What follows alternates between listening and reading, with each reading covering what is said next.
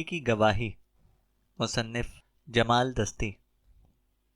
Mrs डोरथी इस वक्त एक पुरस्कार नावल पढ़ रही थी जब उसे निहायत बेरहमी से कत्ल किया गया। लाश दरियाफ्त होने के 1 घंटे के अंदर पुलिस अफसरान को वही मामूल के फिक्रे सुनने को मिल रहे थे। हर कोई डोरथी से प्यार करता था। उसे कत्ल करने का किसी के पास कोई जवाब नहीं हो सकता। डोरथी एक बेवा थी जिसकी उम्र 50 बरस से ऊपर थी, लेकिन उसके दोस्त और सहेलियों का यही कहना था कि देखने में इतनी उम्र रसीदा बिल्कुल भी नहीं लगती थी। डोरथी इस टाइप के लोगों में से नहीं थी जो इस उम्र में खुद को रिटायर समझने लगते हैं। वो हैकनेस में फ्रेडरिक फिशर फैमिली के पास गुज़िश्ता 30 बरस से ज़्यादा अरसे से काम कर रही थी। इस पेशतर अरसे में वो फ्रेडरिक फिशर की प्राइवेट सेक्रेटरी रही थी, लेकिन चंद माह कबल फ्रेडरिक फिशर के मरने के बाद वो मिसेस फिशर की सोशल सेक्रेटरी के फ़राइज़ सर अंजाम दे रही थी। ये मई की पहली तारीख थी। मिसेस फिशर परेशान हो रही थी। डोरथी का मामूल था कि वो सुबह ठीक 9 बजे इनके घर पहुंच जाती थी। मिसेस फिशर के साथ सुबह की कॉफ़ी पीती थी और डिक्टेशन लिया करती थी। इस वक्त भी कॉफ़ी की ट्रे में 2 भरे हुए कप मामूल के मुताबिक मिसेस फिशर के सामने रखे हुए थे, लेकिन डोरथी अभी तक नहीं पहुंची थी और ना ही उसने कोई फ़ोन किया था। जब सुबह के 9:45 बज गए तो मिसेस फिशर को फिक्र लाहक हो गई। उसने परेशान होकर अपनी बेटी को बुलाया और बोली, डोरथी को फ़ोन करो और मालूम करो कि उसे आने में देर क्यों हो रही है। फ़ोन का जवाब किसी मर्दाना आवाज़ ने दिया। क्या डोरथी मौजूद है? मिसेस फिशर की बेटी ने पूछा। दूसरी जानिब कुछ देर के लिए खामोशी छाई रही, फिर कोई जवाब दिए बगैर फ़ोन रख दिया गया। कई घंटे गुजर गए। आखिरकार मायूसी और तशवीश के आलम में मिसेस फिशर की बेटी ने अपनी एक सहेली को फ़ोन किया जो डोरथी के पड़ोस में ही रहती थी, और उसे कहा कि वो डोरथी के घर जाकर उसकी खैर खबर मालूम करे कि उसके साथ कोई वाक़या तो पेश नहीं आ गया। वाक़या पेश आ चुका था। डोरथी को किसी ने कत्ल कर दिया था। डोरथी की लाश लिविंग रूम के फर्श पर पड़ी हुई थी। उसके जिस्म पर शब ख्वाबी का लिबास था जो फटा हुआ था। उसके सर पर किसी भारी डंडे से वार किया गया था। फर्श पर खून की लकीर थी जो ऊपरी मंजिल से के जीने तक चली गई थी। ऊपरी मंजिल के बेडरूम के फर्श पर एक मर्डर मिस्ट्री नावल भी पड़ा हुआ था। यहाँ एक अजीब सी शय भी मौजूद है। एक पुलिस अफसर ने बेडरूम का जायजा लेते हुए कहा, नमकीन मूंगफली के दाने, ये देखो। बात आसानी समझ में आती है, दूसरे अफसर ने कहा। वो बिस्तर पे लेटी मिस्ट्री नावल पढ़ रही थी और साथ ही साथ नमकीन मूंगफली खा रही थी जब कातिल कमरे में दाखिल हुआ। अल्फाज दीगर वो पूरी तरह बेदार थी। मुमकिन है उसने कातिल को घर में दाखिल होते हुए सुन भी लिया हो, लेकिन डोरथी का कोई दुश्मन नहीं था जो उसे कत्ल करना चाहता हो। फिर एक और हकीकत भी सामने आई। मेडिकल एग्जामिनर की रिपोर्ट के मुताबिक डोरथी का कत्ल ने शब के लगभग किसी वक्त हुआ था। इसके बावजूद 1 मई की सुबह 10 बजे जब मिसेस फिशर की बेटी ने डोरथी के घर फ़ोन किया तो जवाब में एक मर्दाना आवाज़ सुनाई दी थी। वो कौन हो सकता था? डिस्ट्रिक्ट अटॉर्नी वॉल्टर वाइन ने अपनी तफ्तीश का आगाज़ ये मालूम करने से किया कि डोरथी को कौन कत्ल करना चाहता होगा। उसका जवाब यही मिला कि कोई भी नहीं। तो क्या कत्ल का सबब रकम हो सकती है? डोरथी को विरसे में $10 लाख मिले थे। ये आम डकैती की वारदात भी हो सकती है, लेकिन डोरथी अपने पर्स में कभी ज़्यादा रकम साथ नहीं रखती थी और ये पर्स उसकी लाश के पास खाली पड़ा पाया गया था। अलबत्ता डिक्रूट नामी एक शख्स ने जो डोरथी के मामूल के काम से अंजाम दिया करता था और कई बरसों से उसके पास था, एक अनोखी दास्तान बयान की। उसने बताया कि डोरथी गुज़िश्ता चंद हफ्तों से नर्वस और अपसेट थी। ऐसा क्या वाक़या डोरथी के साथ पेश आया था, इस बारे में उसे कुछ मालूम नहीं था। डोरथी ने एक रिवॉल्वर भी खरीद लिया था और उसे अपने पास कमरे में रखा करती थी। डोरथी के एक पड़ोसन ने हैंडीमैन डिक्रूट की इस बात की तस्दीक कर दी। उसने पुलिस को बताया कि डोरथी को चंद हफ्तों से किसी किस्म की परेशानी लाहक थी और अपने कत्ल से 1 हफ्ता कबल उसने अपने घर के तमाम ताले तब्दील कर दिए थे। पड़ोसन ने यह भी बताया कि दरियाफ्त करने पर डोरथी ने किसी किस्म की वजाहत से इनकार कर दिया था। कातिल मकान में लिविंग रूम की एक खिड़की के रास्ते अंदर दाखिल हुआ था। फिर अपने फरार होने के रास्ते के लिए उसने किचन के दरवाजे का ताला खोल दिया था। दस्तयाब शवाहिद की रोशनी में पुलिस को 3 चीज़ों तक महदूद होना पड़ा। पहली बात, वो शख्स कौन था जिसने 1 मई की सुबह डोरथी के घर पर फ़ोन का जवाब दिया था और फिर फ़ोन बंद कर दिया था। दूसरी बात, वो शख्स कौन था जो बार बार डोरथी को तंग कर रहा था। तीसरी बात, नमकीन मूंगफली के दाने फर्श पर क्यों बिखरे हुए थे।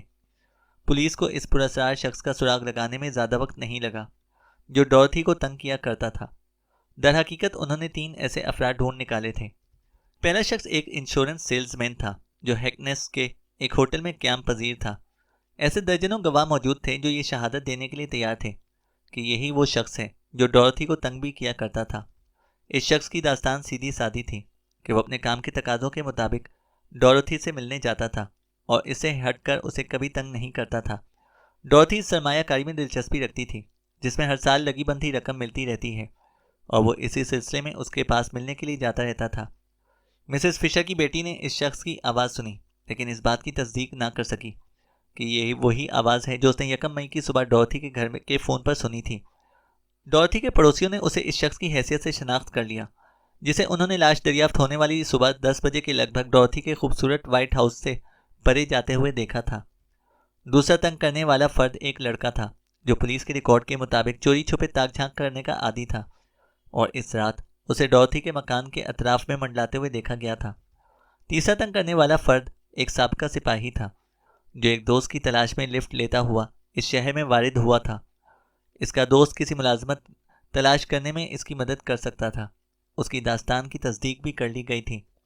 पोस्टमार्टम की रिपोर्ट में बताया गया कि जब डॉर्थी का कत्ल हुआ तो इस वक्त वो नमकीन मूंगफली खा रही थी, लेकिन मूंगफली का पैकेट बेड साइड टेबल पर रखा हुआ था और मूंगफलियां फर्श पर बिखरी हुई थीं।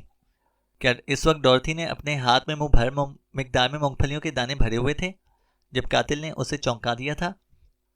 खवातीन इस बेढंगे तरीके से मूंगफलियां कभी नहीं खाती, सुरागरसा ऑरिचीव ने कहा, और इस बारे में उसका अपना एक अलग नुक्ता नज़र था। कातिल मकान में दाखिल हुआ, सीढ़ियों के रास्ते ऊपर पहुंचा और डॉर्थी पर हमला कर दिया। फिर वो एक लम्हे के लिए खड़ा सोचने लगा कि अब उसे क्या करना चाहिए। इतने में उसकी निगाह मूंगफली के पैकेट पर पड़ी तो उसने बेसाख्ता अपनी मुट्ठी में दाने भर लिए। फिर अचानक उसे एहसास हुआ कि उसका अगला कदम क्या होना चाहिए। इस दौरान बहुत से दाने उसके हाथ से फर्श पर गिर कर बिखर गए थे, बाकी उसने अपनी जेब में भर लिए होंगे। अब पुलिस को इस मुश्तबा मुजरिम को तलाश करना था जो नमकीन मूंगफली का रसिया रहा होगा। तीनों मुश्तबा अफराद के लिबास पुलिस पहले ही अपनी तहवील में ले चुकी थी। उनकी तलाशी दी गई, किसी में भी मूंगफली के दानों की मौजूदगी के आसार ना मिले। डॉर्थी के साथ जिनके भी ताल्लुकात रहे थे, इन तमाम अफराद के बारे में इस पहलू से खुसूसी तहकीकात की गई कि उनमें कौन नमकीन मूंगफली का रसिया है। इन तहकीकात का भी कोई नतीजा बरामद ना हुआ। आखिरकार सुरागरसा ऑरिचीव इस छोटे से मकान तक पहुंच गया जो डॉर्थी के व्हाइट हाउस से ज़्यादा दूर वाक़ नहीं था, जहां उसका कत्ल हुआ था। ये एक बेकैफ छोटी सी जगह थी जो किसी कवारे की रिहाइशगाह हो सकती थी। सुरागरसा ऑरिचीव और इसका असिस्टेंट इस मकान से कपड़ों के कई जोड़े लेकर निकले। उनका रुख किसी लॉन्ड्री या ड्राई क्लीनर की जानिब नहीं था। वो इन कपड़ों को पुलिस लेबॉर्ट्री लेकर जा रहे थे। इनमें मूंगफली के ज़रात को तलाश करो, सुरागरसा ने लेबॉर्ट्री के इंचार्ज से कहा, और खून के धब्बे भी। जवाब हाँ में मिला।